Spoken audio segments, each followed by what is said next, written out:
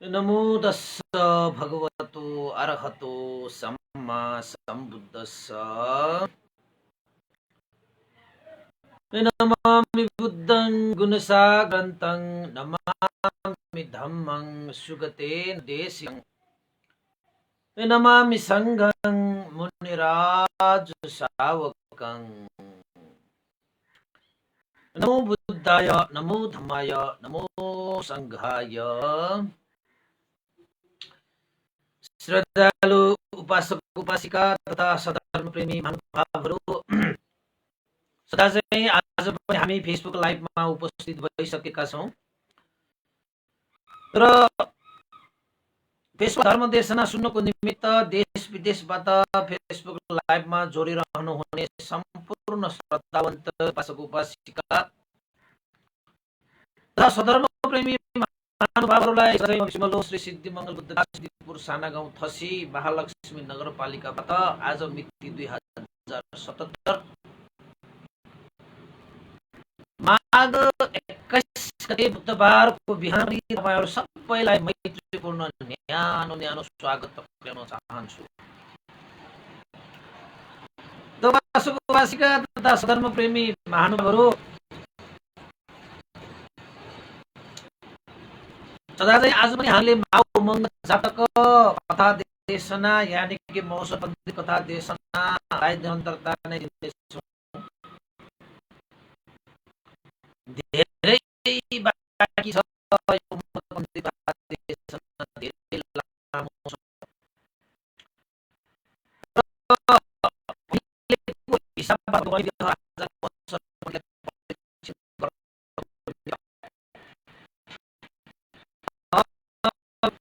विभिन्न कथालाई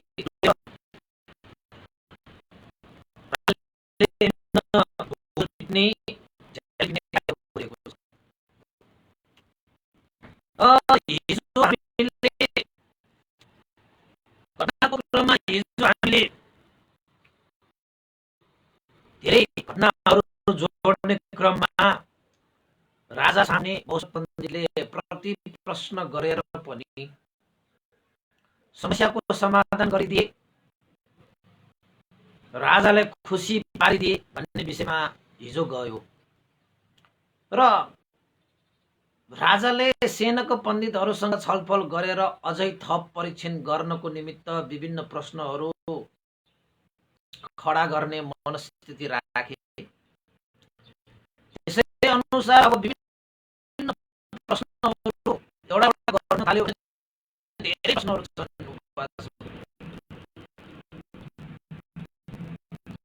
त्यसैले आजको प्रश्नहरू चाहिँ अलिकति धेरै 3-4 वटा नै सबै प्रश्नहरू चाहिँ जोडेर तपाईँलाई देशना गरौँ कि जस्तो मलाई लागेको छ। अब 3-4 वटा प्रश्नहरू अलिकति लामो हुन्छ, तर मैले धेरै कुराहरू तपाईँहरूको लागि मौसम पण्डितले प्रमाणित गरिदिइसकेको कारणले गर्दाखेरि अब सानो सानो कथाहरू, सानो सानो घटनाले जोडेर पनि तपाईँहरू चाहिँ अब चाँडो बुझ्न सक्ने अवस्था भइसकेको हुन्छ भन्ने लागेकोले आज चाहिँ मैले चाहिँ 3-4 वटा घटनाहरू चाहिँ तपाईँहरूलाई चाहिँ जोड्ने भयो। 3-4 वटा घटनाहरू है, तपाईँ सुन्दै गर्नुहोस् है। एक त्यसपछि राजाले यो नगरवासीहरूलाई एउटा अर्को प्रश्न पठाए। त्यो प्रश्न कस्तो प्रश्न भन्दाखेरि, प्रश्न त पहिलाको जस्तै हो तर अलिकति भिन्न भिन्न खाले प्रश्न चाहिँ पठाएछ। राजाले एवो मज्जक नगर मौसम पण्डितको त्यो नगरमा चाहिँ आफ्ना कर्मचारीहरू पठाएर ढोल पिट्न लगाए, झ्याली पिट्न लगाए कि 8 अङ्गले युक्त भएको अमिलो भात मलाई खान मन लाग्यो। 8 अङ्गले युक्त भएको अमिलो भात मलाई खान मन लाग्यो। त्यो कस्तो भात हुनुपर्छ त भन्दाखेरि न त्यो भात चाहिँ न चामलले पकाएको, न पानीले पकाएको, न कुनै त्यस्तो भाँडोमा पकाएको, न कुनै चुलोमा पकाएको, न आगोले पकाएको, न दाउराले पकाएको, यसरी पकाएको अमिलो भात म कहाँ ल्याउनु पर्यो? न पुरुषले ल्याउनु हुन्छ, न महिलाले ल्याउनु हुन्छ, न बाटो बाटो भएर नै नगरबाट राजदरबारमा ल्याउनु हुन्छ। चामलले पनि नपकाएको भात हुनु पर्यो, आगोले पानीले पनि नपकाएको नभिजाएको भात हुनु पर्यो, भाँडोमा पनि नपकाएको चाहिँ भात हुनु पर्यो, चुलोमा नपकाएको भाँडो हुनु पर्यो।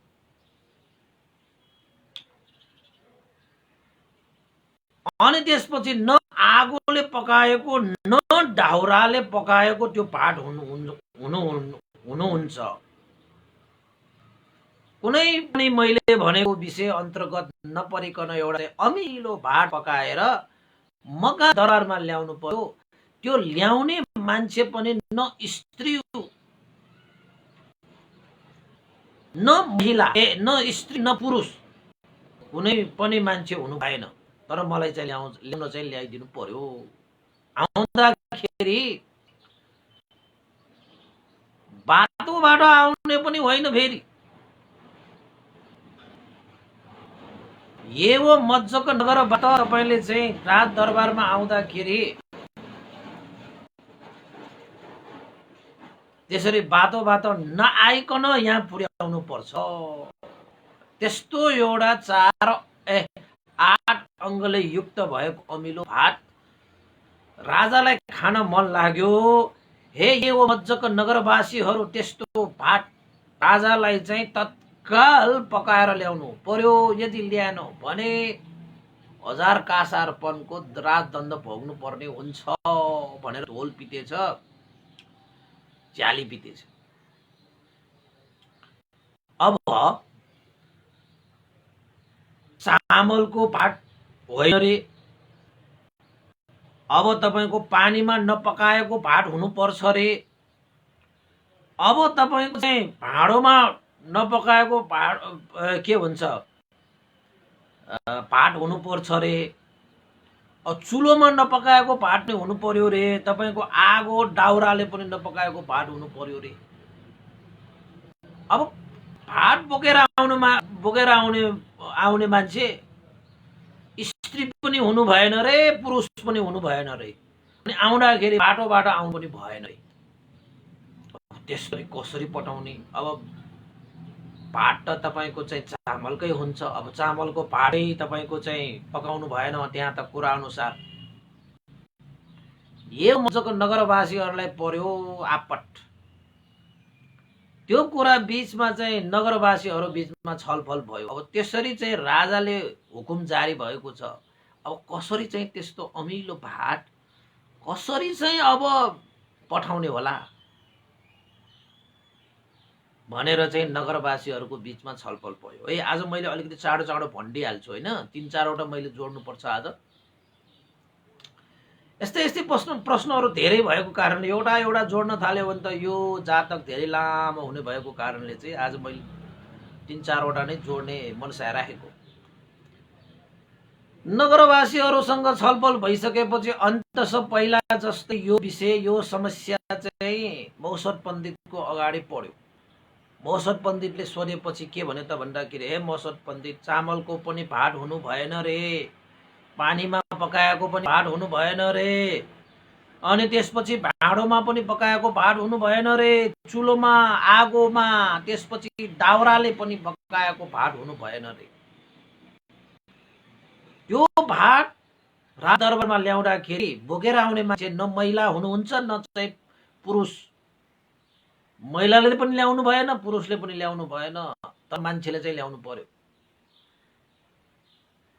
फेरि बाटो पनि हिँडेर आउनु भएन र। अब कसरी चाहिँ अब त्यो भात त अब लानु त छुट्टै कुरा, त्यो पकाउनलाई पनि हामीलाई गाह्रो भयो भनेर चाहिँ मौसत पण्डितलाई सबैले चाहिँ त्यो जानकारी दिइसकेपछि मौसत पण्डितले चाहिँ के भने त भन्दाखेरि, ए नगरवासीहरू चिन्ता नल्याऊ, राजाले जस्तो ढोल पिटेको छ, झ्याली पिटेको छ, जुन आज्ञा दिएको छ, आदेश दिएको छ, त्यस्तै प्रकारको भातलाई हामी पकाइदिन्छौँ, चिन्ता नगर।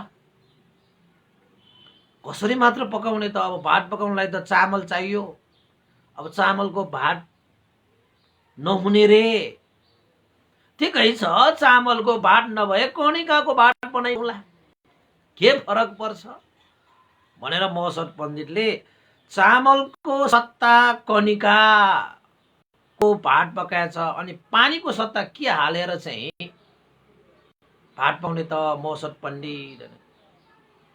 अब पानी राखेर भात पकाउनु हुँदैन भने चाहिँ अब शीत भए पनि हिउँ भए पनि राखेर भात पकाउला। त्यो त हिउँ राख्यो भने त, हिउँको डल्लाहरू राखेपछि त त्यो आगोले चाहिँ तातिहाल्यो भने त त्यो पानी नै बन्ने हो। त्यसैले चाहिँ पानी राखेर भात पकाउने होइन, आज हामीले चाहिँ हिउँ राखेर भात पकाउने, यानि कि शीत हिउँ जे भने पनि हुन्छ तपाईहरुले। त्यसपछि भाँडोमा पकाउनु हुन्न। अब भाँडोमा नपकाइकन चाहिँ भात कहाँ पाउने त मौसत पण्डित? भाँडोमा नपकाएको भात हो भने अब भाँडो सट्टा अब माटोको भाँडो बनाउदिने। त्यो त हामीले भाँडो होइन, त्यो त माटोको भाँडोमा मिलाएर पकाइदिने हो। अब जति नै हामीले चाहिँ अरूमा भात पकाउँदाखेरि जुन भाँडोहरू हुन्छन् त, त्यस्तो भाँडोमा त पकाउनु भएन। त्यसैले चाहिँ माटोको भाँडो ल्याऊ। हामीले तपाईले भने जस्तो भाँडोमा होइन कि यो त माटोमा पकाएको हो भन्न पाइयो नि, त्यसैले माटोमा पकाइदियो। त्यसपछि चुलोमा नपकाउने रे। अब चुलोमा नपकाएको भात कस्तो त भन्दाखेरि, अब चुलोमा नपकाउने भए ठुटो खोपेर, तीनतिर ठुटोहरू खोपेर त्यसमै भाँडो ठड्याएर चुलो जस्तो बनाएर चाहिँ पकाउने। चुलोमा त पकाएको होइन, त्यो त ठुटो होइन, खोपेर बनाएकोमा चाहिँ आगो बालेर पकाएको भइहाल्यो। त्यसैले चाहिँ चुलोमा पनि नपकाएको भात चाहिन्छ भने त्यस्तै ठुटो खोपेर पकाइदिने। त्यसपछि आगोले नपकाएको भात बनाउनु भनेर राजाले भनेको छ, त्यो पनि अङ्ग पुरा गर्नु पर्यो मौसत पण्डित। अब आगो बिना त कसरी भात पाकिन्छ? राजाले जुन भनेको चाहिँ त्यो आगो त हामी चाहिँ त्यो राजाले भने जस्तो आगोले नपकाइकन अरनीबाट होइन, ओर्नी घोटिएर निकालेको आगोबाट पकाउने। अनि हामीले भात पकाएको कसरी पकाएको त भन्दाखेरि अरनीले पकाएको भात भन्ने होला। के भएर? साधारणत मान्छेहरूले जसरी चाहिँ भात पकाउँछ आगोले, त्यस्तै आगोलाई प्रयोग नगरिकन हामी पकाउँला भात। अरनीबाट घोटेर निकालेको भातबाट आगोबाट हामी चाहिँ भात पकाउँला। केले पकाएर ल्याएको भन्यो भने अरनीले पकाएर ल्याएको भनेर हुन पनि हो। साधारणतया हामीले चाहिँ आगोले पकाएको होइन, यो त अरनीले पकाएको भन्ने हो। त्यसपछि दाउरा नबालिकन अब कसरी चाहिँ भात पकाउने त? दाउराले पनि पकाएको नहुनु पर्ने भनेपछि ठिकै छ, दाउराले नपकाएको हुनुपर्छ भन्ने स्याउलाले पकाउला। रुखहरूको पातै पात चाहिँ बालेर हामीले भात पकाउला भनेछ। त्यसरी चाहिँ मौसत पण्डितको उपाय कुशलतामा आधारित रहेर नगरवासीहरूले राजाको आदेश अनुसार चामल नभएको भात, पानीले नपकाएको भात, भाँडोले नपकाएको भात, चुलोमा नपकाएको भात, आगोले नपकाएको भात, दाउराले नपकाएको भात मलाई चाहियो भनेर नगरवासीहरूलाई पठाएको। अब चामलको सट्टा कणिका, पानीको सट्टा हिउँशीत, त्यस्तै चाहिँ भाँडोको सट्टा माटोको भाँडोमा पठाएर माटोमा पकाएको जस्तो, आगोको सट्टा तपाईँ चुलोको सट्टा ठुटो खोपेर होइन, अनि आगोको सट्टा अर्नीले पकायो, दाउराको सट्टा स्याउलाले पकायो मौसत पण्डितको उपाय अनुसार। त्यसपछि अर्को पनि 6 वटा अङ्ग त पुरा भयो। अब पकाएको त्यो अमिलो बनाइदियो। त्यो अमिलो भात भनेको त भातलाई अमिलो बनाउनलाई त के गाह्रो भयो र अमिलो राखिदिएपछि पुगिहाल्यो होइन। त्यसपछि अर्को 7औं नम्बरको अङ्गले युक्त भएको भात भनेको कस्तो त भन्दाखेरि, त्यो भात बोकेर आउने मान्छे चाहिँ न स्त्री हुन्छ न पुरुष हुन्छ। त्यस्तो मान्छेले बोकेर आउनु पर्यो भनेर चाहिँ राजाको त्यस्तो आज्ञा अनुसार मौसत पण्डितले के भने त भन्दाखेरि, हे नगरवासीहरू, न स्त्री न पुरुष भनेको चाहिँ नपुसकहरूलाई भनिन्छ। त्यसैले राजाको आज्ञा अनुसार नगरवासीमा त्यस्ता एउटा चाहिँ मान्छे चाहिँ खोज, जुन मान्छे न पुरुष हो न महिला हो। त्यस्तो मान्छेलाई चाहिँ बोक्न लगाएर लगे भइहाल्यो, 7औं अङ्ग पनि पूर्ण हुन्छ। अब राजाले 8औं अङ्ग के मागेको छ त भन्दाखेरि, बाटोमा हिँडेर आएको हुनुहुन्न। अब मान्छे आकाशबाट उडेर त जान सकिएन, त्यसैले बाटोबाट नगइकन त्यो मान्छे गोरेतो बाटोबाट जाऊ। जङ्गलमा हामी आफै बाटो बनाएर हिँड्छ नि त, बाटो नभएको ठाउँमा हामी जाँदाखेरि त गोरेतो बाटो जस्तो हुन्छ नि त। अब बाटोबाट जानुपर्छ भन्ने छैन, बाटोलाई नागेर बाटो नभएको ठाउँमा बाटो बनाउँदै बनाउँदै बनाउँदै बनाउँदै दरबारमा पुग, त्यसपछि त 8औं अङ्ग पनि पूर्ण हुन्छ भनेर मौसत पण्डितले जुन उपाय दियो त्यही अनुसार चाहिँ नगरवासीहरूले पनि गरे। कणिकामा हिउँ राखेर माटोको भाँडो तयार पारेर ठुटोहरू खोपेर अर्नीबाट घोटेर आगो निकालेर स्याउलाहरू मात्रै बालेर त्यसपछि एउटा नपुसक मान्छेलाई चाहिँ बोलाएर उसलाई बोक्न लगाएर आफैले बाटोबाट नगइकन बाटो नभएको ठाउँमा बाटो बनाउँदै होइन, गोरेतो बाटो बनाउँदै आखिरमा चाहिँ दरबारमा नगरवासीहरू चाहिँ अब पुगेछ। पुग्ने बित्तिकै ती नगरवासीहरूले चाहिँ राजाले भनेछ, महाराज हामीले तपाईँले भने जस्तै 8 अङ्गले युक्त भएको भात बोकेर आए भनेर चाहिँ त्यहाँ खबर सुनाए। अब कसरी ल्यायो त तिमीहरूले 8 अङ्गले युक्त भएको खबर? तपाईँले भने अनुसार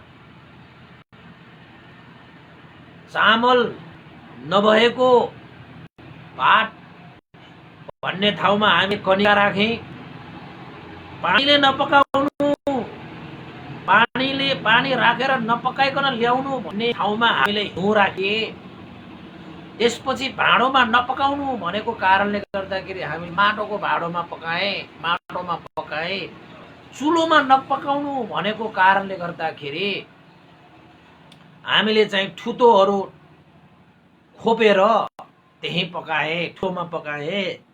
आगोले नपकाउनु भनेको कारणले अर्नीलाई घोटेर आगो निकालेर अर्नीबाट हामीले पकाए। दाउराले तपाईँले नपकाउनु भनेको कारणले गर्दाखेरि हामीले स्याउलाले पकाए। अब तपाईँले अर्को भन्नुभयो, यो भात बोकेर ल्याउने मान्छे न पुरुष हुनुहुन्छ न महिला हुनुहुन्छ। महिला पनि हुनु भएन, पुरुष पनि हुनु भएन भने तपाईँको चाहिँ अङ्ग अनुसार जुन यो भात बोकेर आउने जुन चाहिँ हाम्रो नगरवासी छ उहाँ चाहिँ न महिला हो न पुरुष हो हैन। तपाईहरु त्यस्तो मान्छे त छ नि हैन संसारमा। त्यसरी नै बोकेर आएको र तपाईले भने जस्तो बाटोबाट नआउनु भन्नु भएको अनुसार हामी बाटोबाट आएको होइन, बाटै नभएको ठाउँमा चाहिँ गोरेतो बाटो गर्दै हामी त यहाँसम्म आइपुगेको। तपाईले भने जस्तो चाहिँ बाटोबाट आएको चाहिँ होइन। भनेर ती नगरवासीहरूले राजालाई भनिसकेपछि राजा त छक्क परे बा। मैले 8 अङ्गले युक्त भएको अमिलो भात खाने यो 8 प्रकारको अङ्गले युक्त हुनुपर्छ भनेको त आखिरमा उनीहरूले भने जस्तै गरेर चाहिँ भात त बोकेर आयो त। यस्तो उपाय कसले चाहिँ लगाइदियो ल भन त भनिसकेपछि ती नगरवासीहरूले महाराज हाम्रो नगरमा महोत्सव पण्डित हुनुहुन्छ, महोत्सव पण्डितले नै यो उपाय कुशलता दिएको हो। तपाईले जुन 8 अङ्गले युक्त भएको अमिलो भात खाने जुन इच्छा व्यक्त गर्नुभयो त्यही अनुसार महोत्सव पण्डितले पनि 8 अङ्गले युक्त हुने गरी तपाईलाई भात पकाएर तपाईलाई प्रदान गरेर पठाउनु भएको छ। अब तपाई मजाले तपाईको सन्तुष्ट हुने गरी खानु भनेर चाहिँ नगरवासीहरूले चाहिँ राजालाई भनिसकेपछि त राजा त छक्क परे। बाबा यस्तो 8 अङ्गले युक्त भएको चाहिँ अमिलो खाना असम्भव नै होला जस्तो गरे मैले सोचेको, तर महोत्सव पण्डितको प्रज्ञाको अगाडि त जस्तो सुकै असम्भव पनि सम्भव हुने रहेछ भनेर राजा खुसी भए। त्यसपछि अब फेरि महोत्सव पण्डितलाई दरबारमा निमन्त्रणा गर्ने इच्छा प्रकट गरे। सेनक पण्डितले फेरि रोके। अब फेरि परीक्षण गर्नको निमित्त राजाले अर्को प्रश्न पठाएछ। अब प्रश्न मात्रै है, म चाहिँ चाँडो चाँडो भन्छु। अर्को एउटा प्रश्न पठाएछ राजाले। के हो त भन्दाखेरि बालुवाको डोरी। अब बालुवाको डोरी पनि हुन्छ। पहिलाको सक्यो है तपाईले, आज मैले 2-3 वटा मजाले भन्छु तपाईले। अर्को राजाले पठाएको बालुवाको डोरी चाहियो भनेर कर्मचारीहरूलाई नगरमा पठाएछ, ढोल पिट्न लगाएछ। कस्तो भनेर त भन्दाखेरि महाराजलाई पिङ खेल्न मन लाग्यो। पिङ खेल्नको निमित्त पुरानो डोरी चुडियो, त्यसैले चाहिँ मक्कियो, त्यसैले चाहिँ नयाँ डोरी चाहियो पिङ खेल्नको निमित्त। त्यो डोरी कस्तो डोरी त भन्दाखेरि बालुवाले बेरेको, बालुवाले बनाएको डोरी चाहियो रे। त्यसैले नगरवासीहरू राजालाई त्यो बालुवाको डोरी ल्याउन सकियो भने चाहिँ 1000 कासार पनि दण्डबाट बचिने भयो। यदि बालुवाको डोरी ल्याइदिन सकिन भने चाहिँ 1000 कासारपनको दण्ड भोग्नु तयार हो भनेर ढोल पिट्न लगाए। त्यसपछि त्यहाँ उनी छ्याली पिट्न लगाए। त्यसपछि समस्या त समस्या हो। अब बालुवाको डोरी पनि कहीँ हुन्छ भने, तर राजाले त्यसरी चाहिँ पुल्तो प्रश्न गरेर नगरवासीहरूलाई चाहिँ अब प्रज्ञाको परीक्षण गर्न लागेको। किन त भन्दाखेरि त्यही नगरमा महोत्सव पण्डित पनि छ। त्यसैले बालुवाको डोरी चाहियो भनेर पठाइदिएछ। त्यसपछि त्यही विषयलाई चाहिँ नगरवासीहरू विषयमा छलफल भयो। छलफल भइसकेपछि नगरवासीहरूले त्यो विषयलाई पनि कता लगे त भन्दाखेरि महोत्सव पण्डित कहाँ लगे। महोत्सव पण्डितलाई भनेपछि महोत्सव पण्डितले थाहा पाइहाले अब यो बालुवाको डोरी भनेको चाहिँ हुनै नसकिने कुरा। त्यसैले चाहिँ यस्ता प्रश्नहरूको प्रति प्रश्न गरेर चाहिँ हामीले उत्तर दिनुपर्छ। अब बालुवाको पनि डोरी हुन्छ र भने परालको हैन आदि इत्यादि धागोको आदि इत्यादिको मात्रै डोरी हुन्छ। अब बालुवाको डोरी भनेपछि अब राजालाई पिङ खेल्न निमित्त बालुवाको डोरी चाहियो रे। त्यसपछि महोत्सव पण्डितले चाहिँ नगरवासीहरूलाई भने यसको पनि मसँग उपाय छ। अब कुनै कुनै त्यस्तो प्रश्नहरू हुन्छन् जुन प्रश्नको उत्तर प्रति प्रश्न गरेर दिनुपर्छ। त्यसैले यस्ता चाहिँ निर्भीक भएर राजा सामुन्ने चाहिँ बोल्न सक्ने मान्छे हैन, अलिकति आँटिलो मान्छे एउटा चाहियो मलाई। म उनीहरूलाई केही सिकाएर पठाइदिन्छु। त्यो अनुसार गएर राज दरबारमा भन्नु, व्यवहार गर्नु, कुरा गर्नु। त्यसपछि पनि यसको पनि समस्या समाधान हुन्छ। त्यसपछि पहिला जस्तो प्रति प्रश्न गर्ने विषयमा पहिला जस्तै महोत्सव पण्डितले नगरवासीहरूलाई सिकाएर पठाएछ। महोत्सव पण्डितले सिकाएर पठाएको अनुसारै त्यो नगरवासीहरू पनि राजाको दरबारमा गएछ। राजाको दरबारमा गएपछि राजाले किन आएको नगरवासीहरू, के तपाईहरूले चाहिँ मैले भने अनुसार बालुवाको डोरी ल्यायो कि ल्याएन? मेरो पिङमा पुरानो त्यो डोरी चुडियो, मक्कियो। मलाई पिङ खेल्न मन लागेको छ, पिङ हाल्नको निमित्त डोरी चाहिन्छ, त्यसैले मलाई बालुवाको डोरी ल्याउनु भनेर मैले झ्याले पिट्न लगाएको, ढोल पिट्न लगाएको। के तिमीहरूले डोरी ल्यायौ? त तिनीहरू त्यो नगरवासीहरूले राजालाई हात जोडेर के भने त भन्दाखेरि, महाराज अब तपाईको आज्ञा त हामीले पालन गर्नै पर्यो। राजाको आज्ञा पालन गर्नु पनि हामी नगरवासीहरूको कर्तव्य हो। अहिलेसम्म पनि हामीले तपाईको आज्ञालाई पालन गर्दै आइरहेका थियौं, यो आज्ञा पनि हामी पालन गर्छौं। तर महाराज तपाईले डोरी, बालुवाको डोरी ल्याउनु भन्नुभयो। नगरवासीहरूले बालुवाको डोरी बाँड्नुको निमित्त कति मोटो, कति लामो बाँड्ने, कसरी चाहिँ तपाईको डोरी पनि थरी थरीकाले बाँड्नु हुन्छ, त्यसैले चाहिँ कति मोटो पारेर डोरी बनाउनु पर्छ भन्ने जान्नको निमित्त महाराजका हामी आएका छौं। त्यसैले महाराज हामीलाई तपाईको एक बित्ता जति अलिकति लामो एउटा त्यो बालुवाको डोरी हामीलाई दिनुहोस्। कस्तो प्रकारको, कुन मापनको,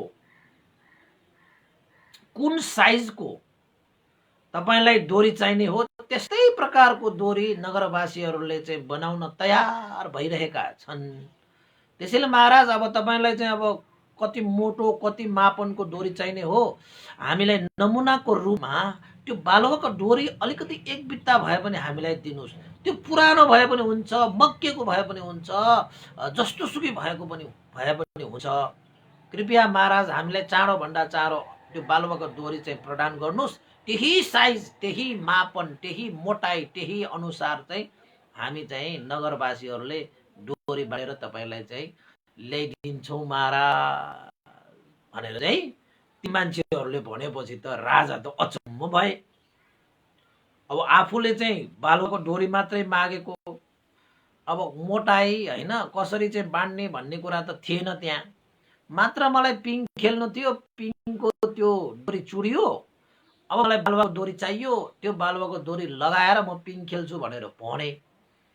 अब नगरवासीहरू चाहिँ यहाँ आइरहेको छ, कुन चाहिँ मापनको डोरी बनाउने, एक बिटा भए पनि नमुनाको रूपमा चाहिँ लिन आइरहेको छ। अब राजा त छक्क भयो, कहाँबाट पाउनु मसँग चाहिँ बालुवाको डोरी? मैले यस्तो बालुवाको डोरी सुनेको पनि छैन, मैले देखेको पनि छैन, कहाँबाट पाउनु? तिमीहरूलाई चाहिँ मैले चाहिँ भनेको ल्याउनु भनेर।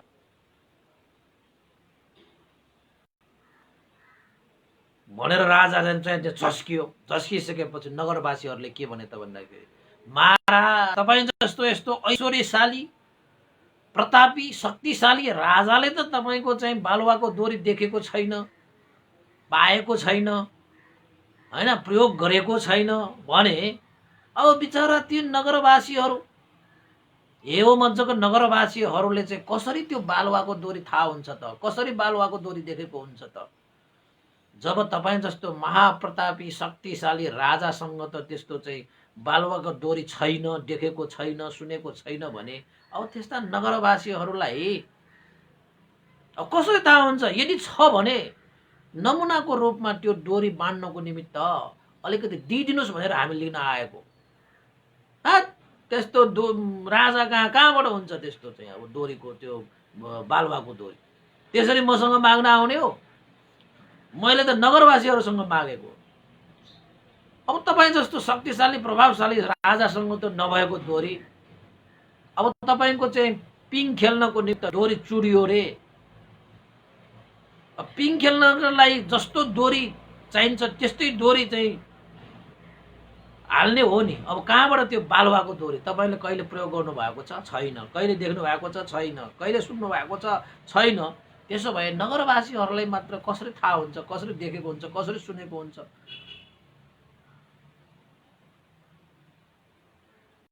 तपाईँले भने जस्तो यो हुने कुरा हो र महाराज भनेर प्रश्न पो गरेछ त त्यो नगरवासीहरूले।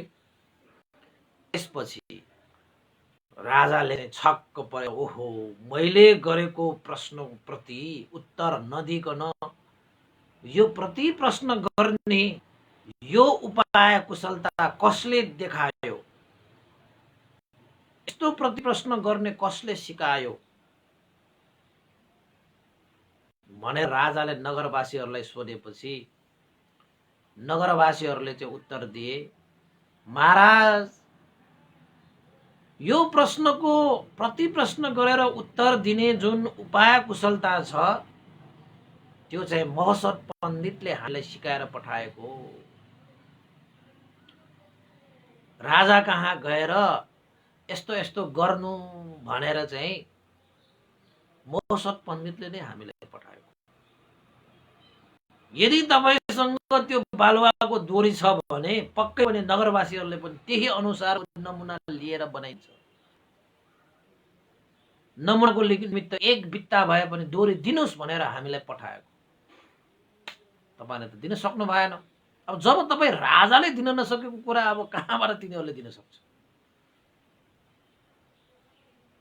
भनेपछि त विदेह राजा त खुसी भए। ओहो यस्तो असम्भव कार्य दिँदाखेरि पनि यसको चाहिँ प्रति प्रश्न गरेर यसको समाधान गरिदिए। मनमा सन्तोषै मिल्यो विदेह राजालाई, खुसी भए। त्यो समस्या त्यो बालुवाको डोरीको समस्या पनि महसत पण्डितको चतुर्याई पण्डित्याई प्रज्ञाले गर्दाखेरि त्यो पनि समाधान भयो। अब त्यस्तो डोरी त अब राजालाई पठाउनु परेन, समाधान त भयो त्यहाँ। त्यसपछि अर्को एउटा समस्याको समाधान गर्नको निमित्त विदेह राजाले एवं मज्जको नगरवासीहरूलाई पठाएको थियो। अब कस्तो त भन्दाखेरि अर्को थियो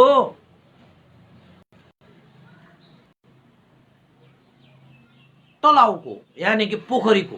पोखरी भने पनि तलाउ भए पनि त्यस्तै हो। त राजाले एकचोटि चाहिँ फेरि नगरवासीहरूलाई महसत पण्डितलाई परीक्षण गर्नको निमित्त अर्को एउटा पनि उल्टो पुल्टो प्रश्न पठाएछ। कसरी पठाएछ त? झ्याली पिट्न लगाएछ त ढोल पिट्न लगाएछ भन्दाखेरि, हे नगरवासीहरू हो, विदेह राजालाई 5 प्रकारको कमलको फूलहरू फुलेको एउटा निर्मल कञ्चन सफाचट भएको एउटा चाहिँ पोखरी चाहियो, जुन पोखरीमा राजाले मजाले शीतल हुने गरी नुहाउन सकोस्।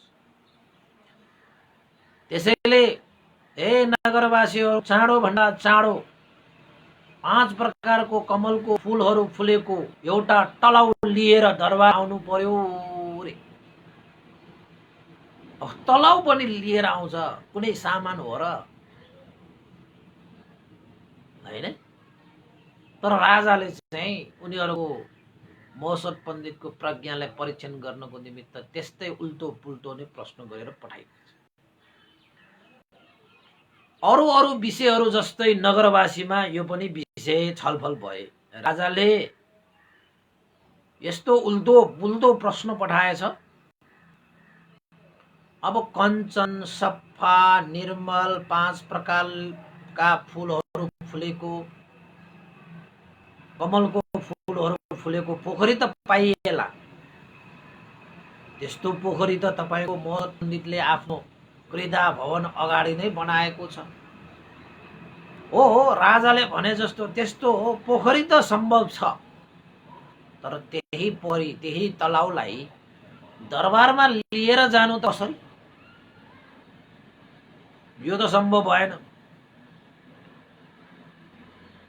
तर राजाले चाहिँ त्यहाँ ढोल पिटाइदिएछ, झ्याली पिटाइदिएछ, राजाको पोखरी फोहोर भयो, कमलको फुलहरू पनि फुलेन। अब राजालाई त्यस्तो 5 प्रकारको कमलको फुलहरू फुलेको एउटा पोखरी चाहियो, दरबारमा ल्याइदिनु पर्यो भनेर नगरमा ढोल पिटाइदिएछ, झ्याली पिट्न लगाइदिएछ। अनि नगरवासीहरू त्यो विषयमा पनि अब अन्त नगइकन राजाले चाहिँ यो हामीलाई परीक्षण गर्नकै निमित्त यस्ता नाना खाले प्रश्नहरू गर्छन् भन्ने कुरा थाहा पाइसकेपछि महसद पण्डित कहाँ त्यो प्रश्न लिएर गएछ। महसद पण्डितले पनि राम्रोसँग के विषयमा झ्याली पिट्न लगाए, के विषयमा ढोल पिट्न लगाए भनेर थाहा पाइसकेपछि महसद पण्डितले के विचार गरे त भन्दाखेरि अब पोखरी तलाउ भनेको चिज पनि कहीँ त्यो चाहिँ सामान हो र त्यो बोकेर दरबार लानको निमित्त। पोखरी तलाउ भनेको त जहाँ छ त्यही हुन्छ त। तर राजा भन्छ मलाई बोकेर ल्याइदिनु भनेर भन्छ भनेपछि यसमा पनि राजाले परीक्षण गर्नकै निमित्त भनेको हुनुपर्छ। त्यसैले प्रश्नको प्रति प्रश्न गरेर पनि उत्तर दिनुपर्छ। त्यसैले पहिला जस्तै मलाई एउटा चाहिँ निर्भीक राजासँग बोल्न सक्ने केही मान्छेहरू मलाई चाहियो। मैले सिकाए जस्तो, मैले बुझाए जस्तो गरी राजाको दरबारमा गएर त्यस्तै प्रकारले बोल्ने सक्ने त्यस्ता व्यक्तिहरू मलाई केही मान्छेहरू चाहियो। ठिकै छ भनेर नगरवासीहरूले पहिला जस्तै निर्भीकका साथ राजाको सामुन्ने पनि बोल्न सक्ने केही मान्छेहरूको समूहलाई महसद पण्डित कहाँ पठाएछ। अनि ती महसद पण्डितले ती मान्छेहरूलाई भनेछ, ल त्यसो भए लट्ठी बोक, पानीले चाहिँ आफ्नो शरीर भिजाऊ, भिजेको कपडा लगाऊ, हातमा इटा बोक, डोरी बोक, अनि मैले सिकाएको जस्तो गरेर राज दरबारमा जाऊ। अब कस्तो सिकायो होला राज दरबारको घटनापछि थाहा हुन्छ।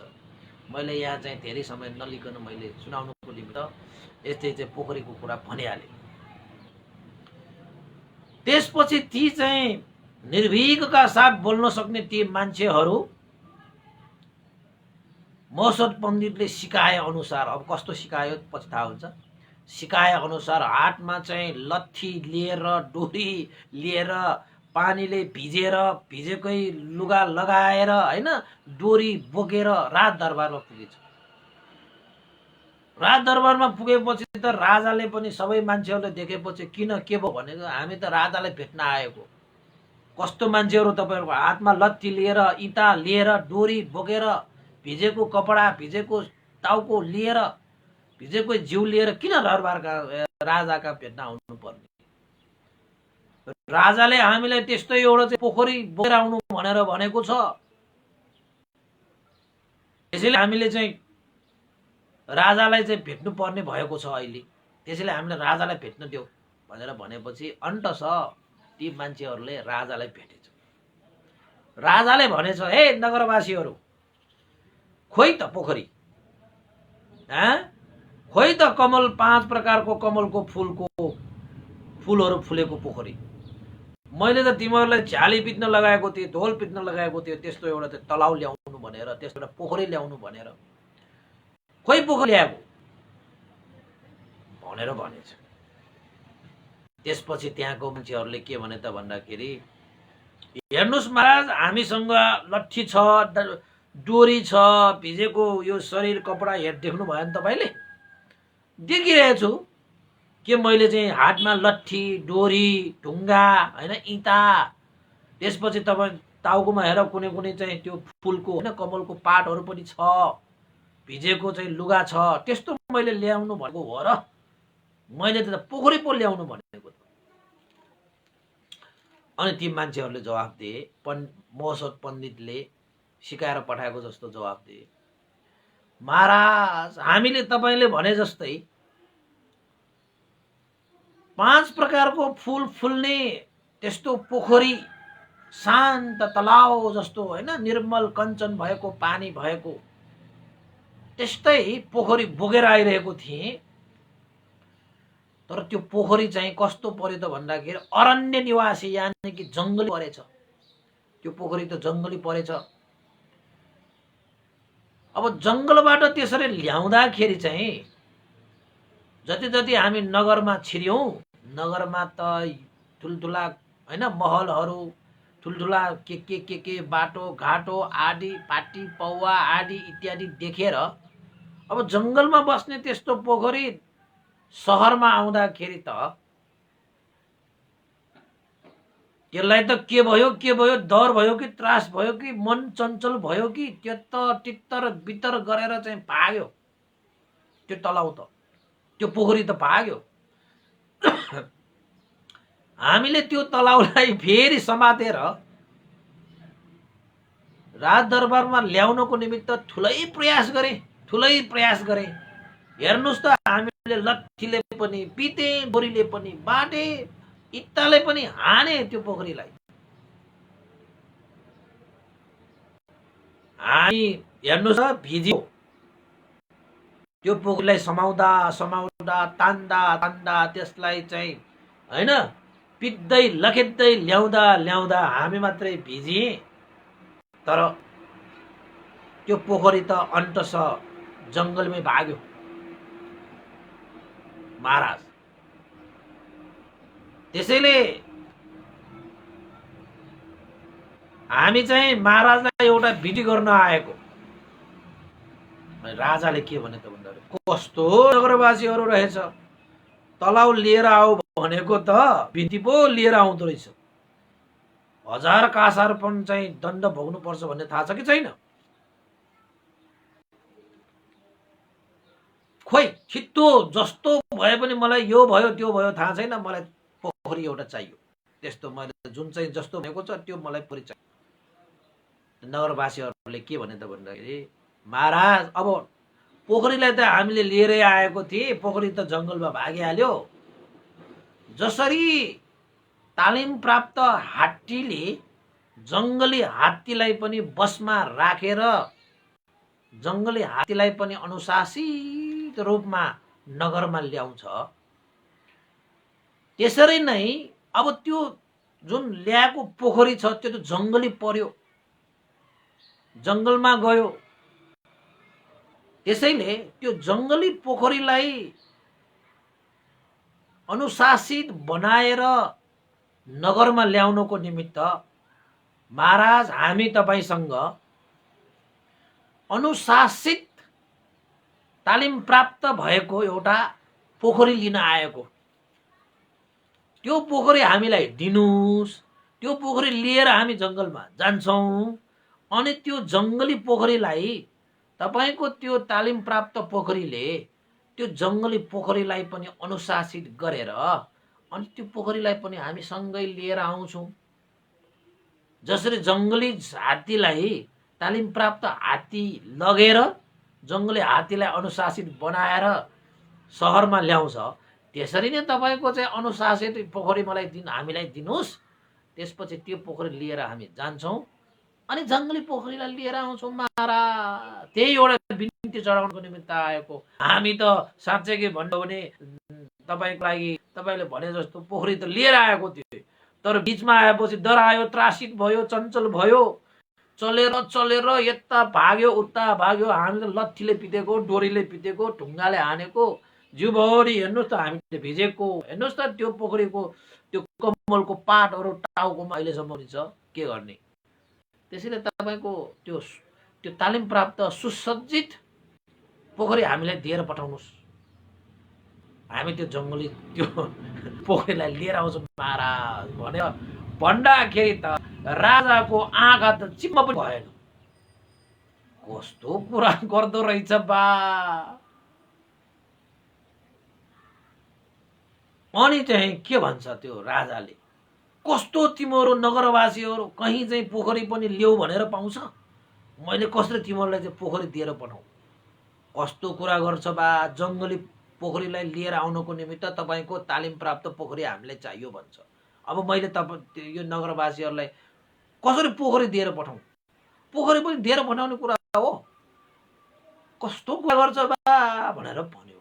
त्यसपछि नगरवासीहरूले महोत्सव पण्डितले सिकाएर पठाएको जस्तै गरी तपाईँ जस्तो ऐश्वर्यशाली, तपाईँ जस्तो शक्तिशाली राजाले त पोखरी चाहिँ एक ठाउँबाट अर्को ठाउँमा दिएर पठाउन सक्नुहुन्न भने अब त्यो बिचरा चाहिँ एवं मज्जाको नगरवासीहरूले तपाईँलाई चाहिँ कसरी चाहिँ पोखरी बोकेर तपाईँको आउन सक्छ त? त्यो हुने कुरा हो? राजा जस्तो व्यक्तिले त्यस्तो प्रश्न गर्ने कुरा हो? यदि तपाईँले पोखरी हामीले दिएर पठाउनु भयो भने चाहिँ हामीले त्यो जङ्गली पोखरीलाई लिएर तपाईँलाई चाहिँ हामी सुम्पिन्छौँ। यदि तपाईँले त्यो पोखरी दिएर पठाउन मिल्दैन, सक्दैन, हुँदैन भने ती चाहिँ एवं मज्जाको नगरवासीहरूले मात्र कसरी त्यो पोखरी बोकेर लिएर तपाईँलाई दिन आउन सक्छ? ल भन्नुहोस् त भनेर चाहिँ त्यो नगरवासीहरूले चाहिँ प्रति प्रश्न गरेपछि राजा त टुवा परेर चाहिँ ओहो, यस्तो चाहिँ प्रति प्रश्न गरेर प्रश्नको उत्तर दिने यस्तो उपाय कुशलता कसले तिमीहरूलाई दिएको? कसले यस्तो कुरा सिकायो? ल भन त भनेर भनेपछि ती नगरवासीहरूले भने यो सबै कुरा हामीलाई महोत्सव पण्डितले सिकाएको, महोत्सव पण्डितले सिकाएको। तपाईँले हुँदै नहुने कुरा गर्यो, प्रश्न गर्यो भनेर महोत्सव पण्डितले अलिकति पनि मन खिन्न पार्नु भएन। तपाईँलाई त्यो प्रश्नको उत्तर दिनुपर्छ भनेर प्रति प्रश्न सिकाएर हामीलाई पठायो। त्यही महोत्सव पण्डितले सिकाएर पठाएको त्यो प्रति प्रश्नलाई लिएर हामी यहाँ आएको। न हामीले चाहिँ तलाउ बोकेर पोखरी बोकेर आएको, न मात्र तपाईँलाई चाहिँ प्रति प्रश्न गरेर यो हुँदैन भन्ने चाहिँ प्रमाणित गर्नको निमित्त मात्र यहाँ आएको। यो उपाय कुशलता सबै महोत्सव पण्डितले हामीलाई सिकाएको भनेर भनिसकेपछि राजा चाहिँ खुसी भयो। बा जति जति मैले चाहिँ परीक्षण गरेँ त्यति त्यति नै यो महोत्सव पण्डित त झन्झनै पण्डितै देखाइरहेको छ भनेर राजा भने फेरि खुसी छ। तर यता सेनाको पण्डितहरू भने दुखी छ। फेरि सेनक पण्डितहरू पनि दुखी छ। तरै पनि राजालाई महोत्सव पण्डितलाई दरबारमा निमन्त्रणा गर्न अनुमति दिएको छैन। अनुमति भन्दा पनि उनीहरूले चाहिँ एउटा समझदारी अनुसार गर्ने भएको कारणले गर्दाखेरि सहमति चाहिँ दिएको थिएन। त्यसैले बार बार राजाले परीक्षण नै गर्ने मनसाय राखेर बार बार परीक्षण गरे। आजै हामीले 3 वटा चाहिँ भनिसके, अब अन्तिम एउटा पनि म तपाईहरुलाई भनिहालौं। किन त भन्दाखेरि यस्ता धेरै प्रश्नहरू गर्छन् र अन्तमा महोत्सव पण्डित दरबारमा आउँछ। अब हामी भोलि दरबारमा आउने कथा देशना सुन्नको निमित्त आज मैले 4 वटालाई चाहिँ चाँडो सकाउन लागेको। 3 वटा त सकिहाल्यो। अब अर्को एउटा प्रश्न पनि पठाउँछ राजाले। झ्याली पिताउँछ, तपाईको ढोल पिताउँछ। कस्तो त भन्दाखेरि राजालाई डुल्नको निमित्त,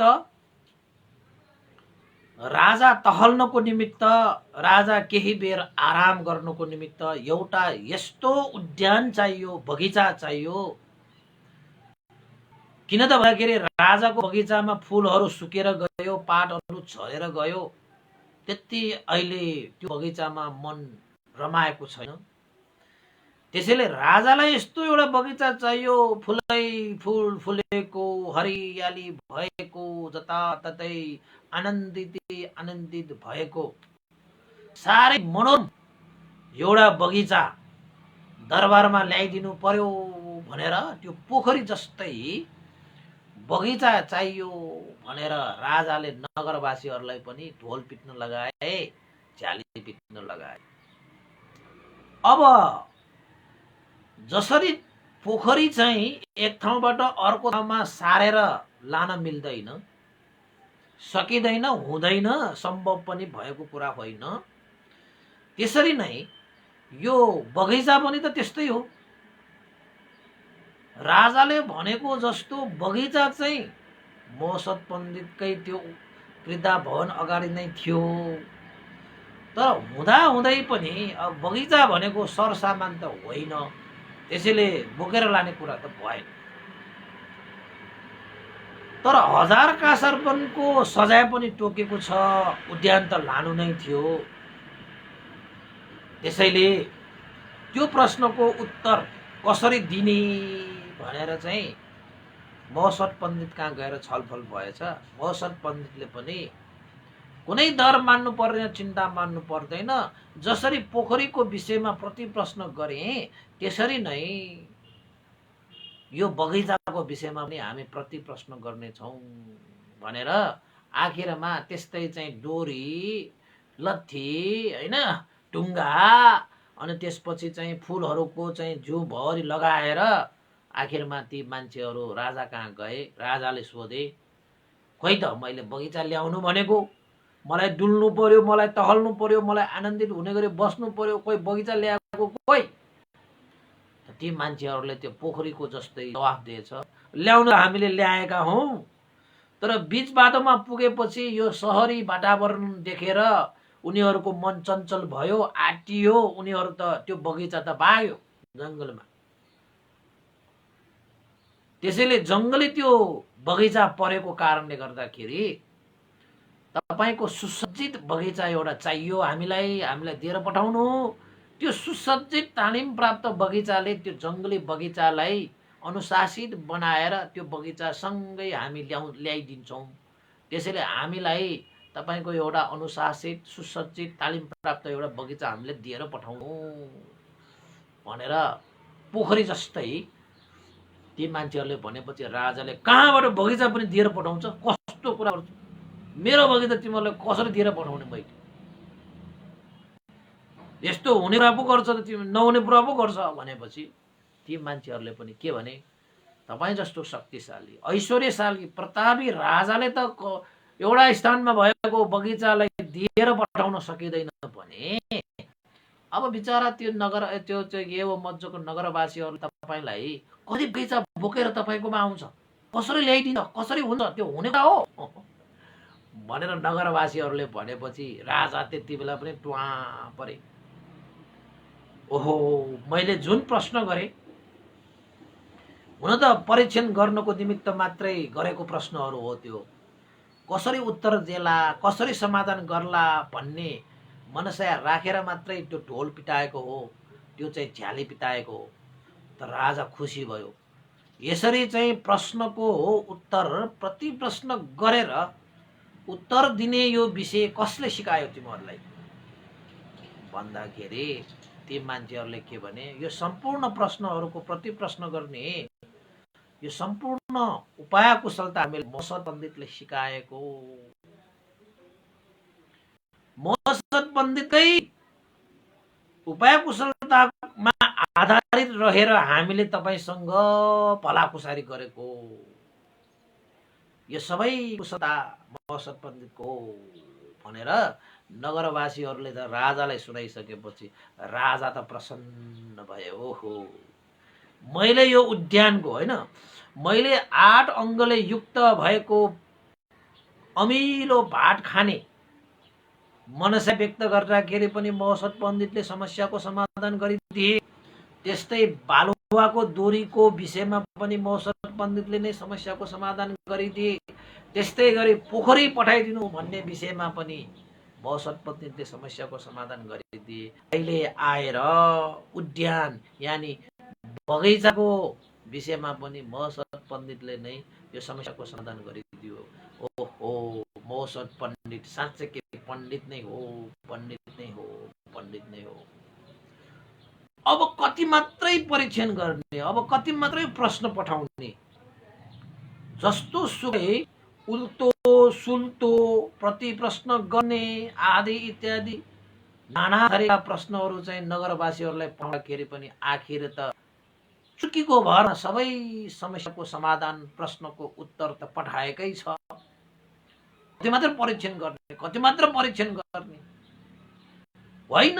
यो सेनाको पण्डितहरूसँग सोधिरह्यो भने चाहिँ जतिसुकै सोध्न गएपछि महसद पण्डितहरू सेनाको पण्डितहरूले चाहिँ यो उत्तर पठाउने होइन।